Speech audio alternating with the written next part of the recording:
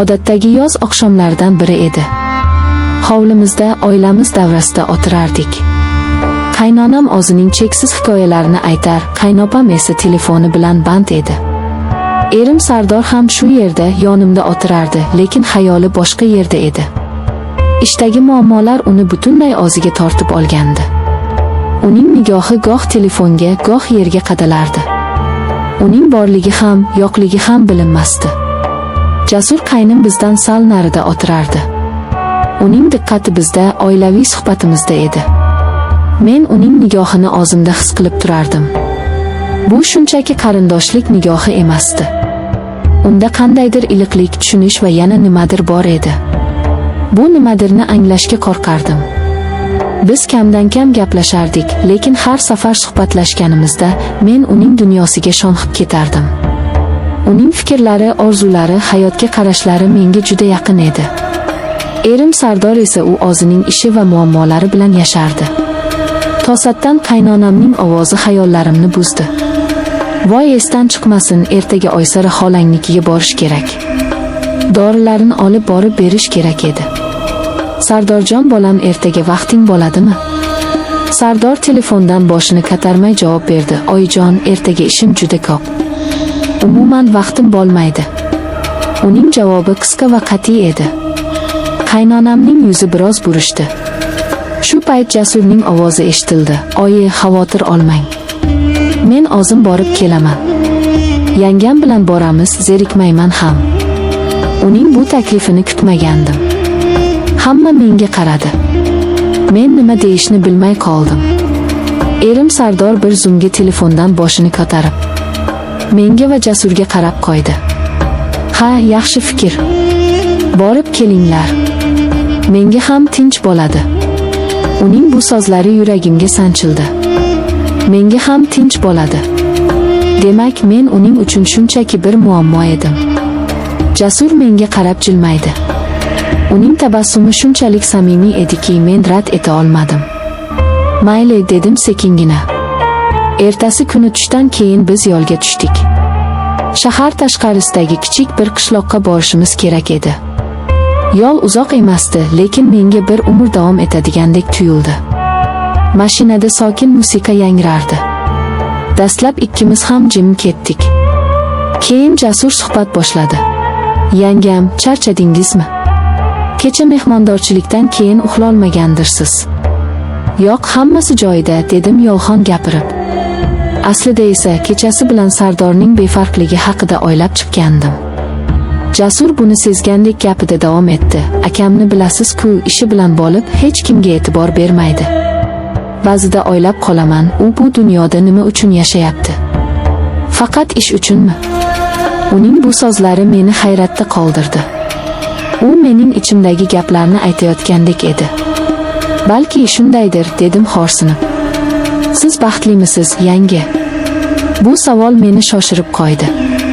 Men hech qachon o'zimga bu savolni bermagan edim. Men shunchaki yashardim. Turmushga chiqdim, oilam bor, hamma narsa o'z joyida. Lekin baxtlimanmi? Bilmadim, dedim rostini aytib. Baxt nima o'zi? Jasur chuqur nafas oldi. Baxt bu seni tushunadigan insonning yonida bo'lish. Seni so'zsiz anglaydigan, sening ko'zlaringga qarab dardingni biladigan inson bilan yashash. Baxt bu o'zingni yolg'iz his qilmaslik. Uning har bir so'zi yuragimning tub-tubiga yetib borardi. Men unga qaradim. Uning ko'zlarida dard va shu bilan birga qandaydir bir umid uchqunlarini ko'rdim. U ham yolg'iz edi. O'z oilasi davrasida yolg'iz edi. Biz xolamnikiga yetib keldik. Dorilarni berib, bir piyola choy ichib qaytishga hozirlandik. Orqaga qaytayotganimizda quyosh botayotgan edi. Osmon qip-qizil tusga kirgandi.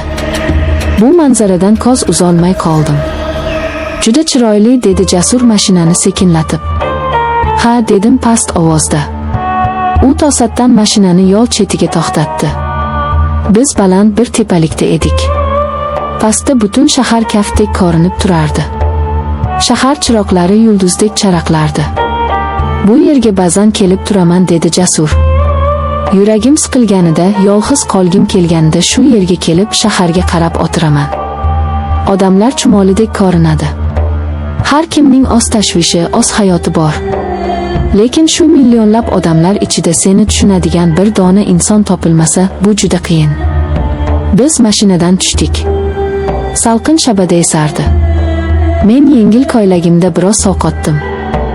Jasur buni sezib, o'zining yengil kurtkasini yechib yelkamga tashladi. Uning harakati shunchalik tabiiy ediki, men qarshilik qilmadim. Kurtkasidan uning atirining hidi kelardi. Bu hid meni mast qildi. Biz uzoq vaqt jim turdik. Sozlarga hojat yo'q edi. Biz bir-birimizni sozsiz tushunardik. Uning yonida men o'zimni himoyalangandek his qildim. Erim Sardor hech qachon menga bunday e'tibor bermagan edi. U hech qachon meni sovqotganimni yoki charchaganimni sezmagan. "Yangi, siz juda yaxshi insonsiz", dedi Jasur to'satdan. "Siz bundan yaxshisiga loyiqsiz." Men unga qaradim. Uning nigohi jiddiy edi. Uning ko'zlarida men o'zimni aksimni ko'rdim. Charchagan, e'tiborga muhtoj bir ayolning aksini. "Kech bo'ldi, ketishimiz kerak", dedim. "Yo'q", dedi u. "Hozir uyga borsangiz, yana o'sha muhitga tushasiz. Yana o'zingizni yolg'iz his qilasiz. Men bunga yo'l qo'ymayman." "Nima qilamiz unda?" deb so'radim hayron bo'lib. "Bir do'stimning shahardan tashqarida kichik bir dala hovlisi bor. Hozir u yerda hech kim yo'q. U yerga boramiz, dam olasiz, mazza qilamiz. Ertalab uyga qaytamiz. Hech kim hech narsani bilmaydi." Uning taklifi meni shokka tushirdi. Bu noto'g'ri edi.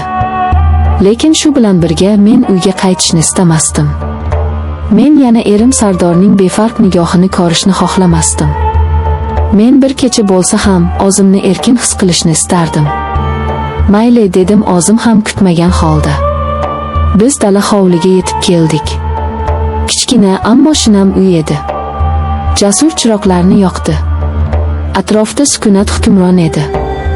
U menga choy damlab berdi. Biz oshxonada kichik stol atrofida o'tirib choy ichdik. "Bu yer sizga yoqdimi?" deb so'radi u. "Ha, juda tinch ekan. Sizga hozir tinchlik kerak." U o'rnidan turib yotoqxonaga kirib ketdi. Bir ozdan so'ng qaytib chiqib dedi, "Siz shu yerda dam oling. Men mehmonxonadagi divanda yotaman. Xotirjam bo'ling." Uning bu gapi meni yanada o'ziga tortdi. U mening sha'nimni, or-nomusimni o'ylardi. Men yotoqxonaga kirdim. Toza choyshabning hidi dimog'imga urildi. Lekin uyqum kelmadi. Xayollarim chalkashib ketgandi. Men nima qilayotganimni o'zim ham tushunmasdim. Bir tomondan vijdonim qiynalardi, ikkinchi tomondan esa yuragim bu yerdan ketishni istamasdi. Ancha vaqt o'tdi. Men uxlay olmadim. Sekin o'rnimdan turib mehmonxonaga chiqdim. Jasur divanda yotardi. U ham uxlamagan edi. Meni ko'rib o'rnidan turib ketdi. "Nega uxlamadingiz, yangi? Biror narsa bo'ldimi?" "Yo'q, shunchaki uyqum kelmadi." Biz yana birga o'tirdik. Bu safar biz bir-birimizga juda yaqin o'tirardik. Men uning nafasining issig'ini his qilib turardim. "Jasur", dedim pichirlab. Bu birinchi marta uni ismi bilan chaqirishim edi. U menga qaradi. "Labbay", dedi u ham pichirlab. Men nima deyishni bilmasdim. Shunchaki unga qaradim. U sekin qo'lini cho'zib yuzimni siladi. Uning kaftlari issiq edi. Bu teginishdan butun vujudim titrab ketdi. "Qo'rqmang", dedi u. "Men sizni xafa qilmayman." U sekin menga yaqinlashdi. Bizning nigohlarimiz to'qnashdi. U ehtiyotkorlik bilan lablarimdan o'pdi. Bu o'pichda ehtirosdan ko'ra ko'proq mehr, iliqlik va tushunish bor edi. O'sha kecha biz birga bo'ldik. Bu shunchaki jismoniy yaqinlik emasdi. Bu ikki yolg'iz qalbning birlashuvi edi. Bu bizning isyonimiz, bizning haqiqatimiz edi. Biz butun dunyodan, muammolardan, bizni tushunmaydigan odamlardan yashiringan edik. Tong otganda derazadan tushayotgan quyosh nurlari bizni uyg'otdi. Men Jasurning bahrida yotardim. O'zimni hech qachon bunchalik xotirjam va baxtli his qilmagan edim. U ham uyg'oq edi. Menga qarab jilmayib yotardi. "Xayrli tong, go'zalim", dedi u. Bu kecha mening hayotimni butunlay o'zgartirib yubordi. Men endi oldingidek bo'lolmasdim. Nima bo'lishini bilmasdim. Lekin bir narsani aniq bilardim, o'sha kecha men o'zimni topdim. O'zining baxti uchun kurashishga tayyor bo'lgan ayolni topdim. Bu tun mening tunim edi. Mening gunohim va mening haqiqatim.